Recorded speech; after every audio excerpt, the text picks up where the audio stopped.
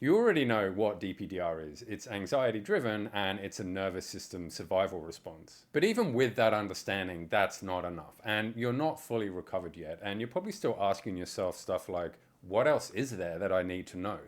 How do I get out of this? What do I actually do to move forward, even though I feel like I've got all the knowledge? And I used to think this as well when I was going through my recovery, that constant feeling of, well, what should I do right now? And even amongst all those feelings of what do I need to do right now is also the feeling of, well, what even got me into this in the first place? Because you think that if you can figure that out, then you're going to be able to recover. And if you're still doing this weeks or months later and you're not even really seeing any type of improvement, then this is probably what is holding you back. So how do you get out of this? You shift your focus from how did I get into this to what is keeping me anxious right now? Because it's that ongoing anxiety which is keeping your nervous system locked into survival mode, and that's making your anxiety, your DPDR, and all the other symptoms keep going. Recovery doesn't happen when you try and force it or when you try and find some cheap trick or gimmick or coping technique.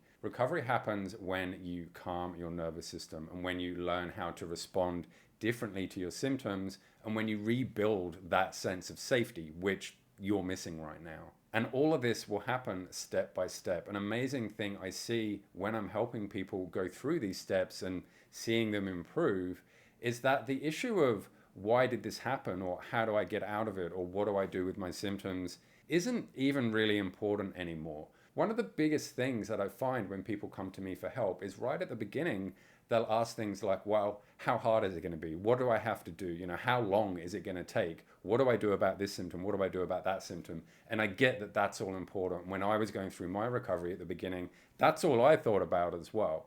But as you start to go through these steps and as you start to calm your nervous system, rebuild that sense of safety and learn how to respond to your symptoms correctly, you genuinely start to feel better. You start to see light at the end of the tunnel. You start to feel hopeful. And indeed, the symptoms do start to diminish. So those type of questions that you're having, they're not even important to you anymore. So if you're stuck in that in-between stage where you sort of understand what DPDR is, you know that it's just a symptom of anxiety and you know your nervous system is sensitized and you're thinking, well, great, I know that. Now what do I do? You're actually a lot closer than you think, even though it doesn't feel like it. And there are a number of steps that you can do. And if you do want a step-by-step guide about exactly what to do and when to do it, then you need to check out the Freedom course. It's designed by me and it takes thousands of hours of helping real people recover from this in one-on-one coaching, all that information down into an online course that you can study in your own time